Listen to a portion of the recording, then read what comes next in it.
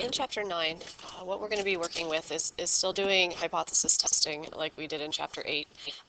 But we, instead of checking to determine whether or not the mean or the proportion or the variance of a population is equal to or greater than or less than or not equal to a value, what we'll be doing is comparing two different populations. So maybe I want to know if the mean of two different populations are the same, if they're different, if one is larger than the other, and so on down the road. And so what we'll be doing is really the exact same thing we were doing in Chapter 8. If we know the population standard deviations, then we're using z-scores. If we know sample standard deviations, then we're going to use t-scores. And we're going to set up our hypotheses much the same way as we did before, only there are two values involved instead of just one.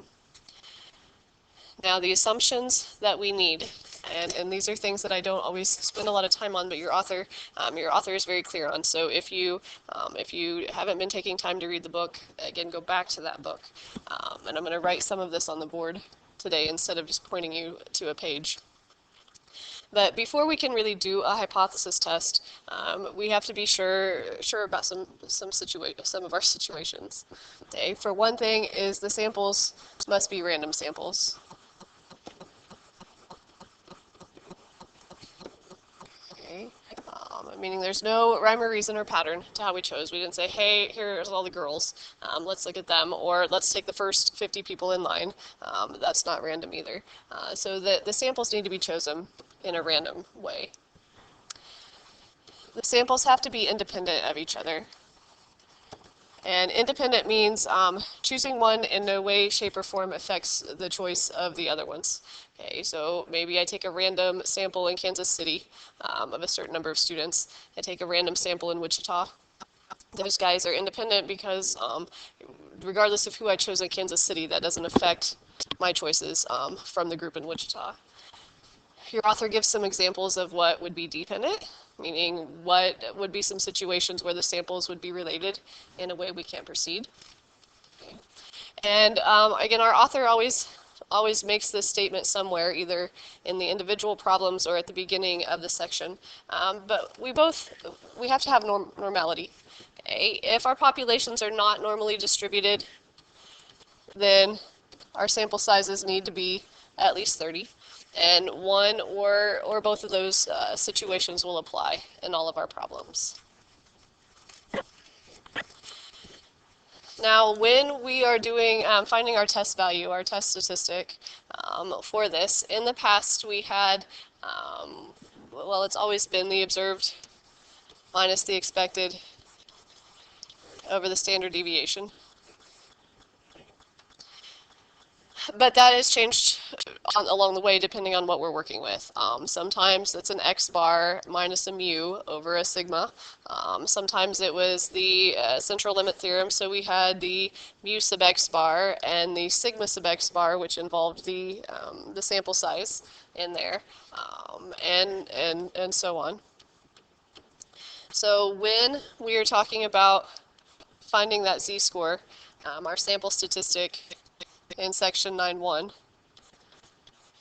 Okay, what we're going to be testing is, instead of whether or not the mean is equal to some value or less than or greater than some value, we're going to be testing the difference in the samples that we are looking at, the difference in their means. Okay. So that's our observed is on the left. The difference in the mu's is on the right, and that will be actually a pretty simple thing most of the time, so I'll tell you that when we get to the examples. And again, your author explains the whys. I'm not going to go into why all of these things happen. They're all written down in your book, and the author shows them to you. But our standard deviation there on the bottom is going to be sigma 1 squared over the sample size, sample 1. Size, sigma 2 squared over the sample size of sample 2.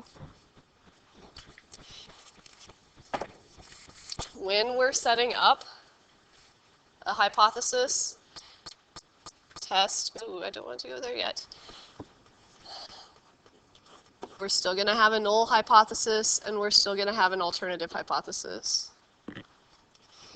Remember, our null hypothesis was always had the equal sign in it in chapter 8.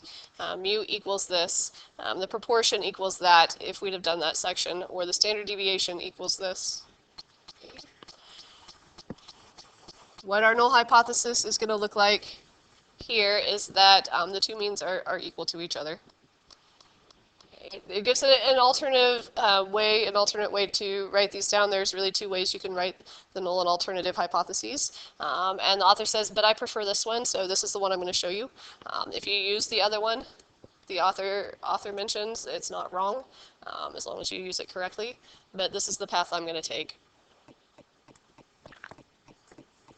So then for the alternative hypothesis, just like it was in chapter 8, we're either going to say that one mean is less than the other, one is greater than the other, or just that they're different from each other. Okay. That creates our left-tailed, right-tailed, or two-tailed test for the situation. Sorry. But our null hypothesis is that the two means are equal. Our alternative is that one is less than the second, greater than the second, or just different from, which is not equal to the second. Okay, we'll be given a level of significance. Okay, that'll be given in the problem, which means we'll find our z sub alpha over 2, which z-scores officially come from table E, but remember we have a cheater way of using table F to do that. And then I'm not going to talk p-value approach. We did talk about it in class. If you want to use it here, I'm fine with that, but I don't have time to make videos saying here's some with this method and here's some with that method and here's some with the other method. So I'm just going to stay classical in all my problems. And if you want to use p-value, if you liked it better, that was fine. So what we'll find is we'll find our z sub alpha over 2. There will either be one of them or two of them. If it's a two-tailed test, there will be two of them. If it's a right-tailed test, it will be here. If it's a left-tailed test, it will be down here. Okay. And then we find our test statistic using that ugly formula from the back page. Okay, this thing at the bottom. Okay. If that test statistic is in our rejection region, so maybe it's here on a right-tailed test, or it's here on a left-tailed test, or either place on a two-tailed test, then we would reject the null hypothesis. If it's outside the shaded region for any of our tests, then we say do not reject the null hypothesis. Okay, the way we complete the problem, the way we approach the problem, all of this is very much the same as what we did in chapter 8. It's just that this, to find our test statistic, to see whether we're in the rejection region or not, this formula is different now. Okay. Our null hypothesis still has the equal sign. Our alternative hypothesis has a less than, a greater than, or a not equal to sign. That determines left-tailed, right-tailed, or two-tailed test.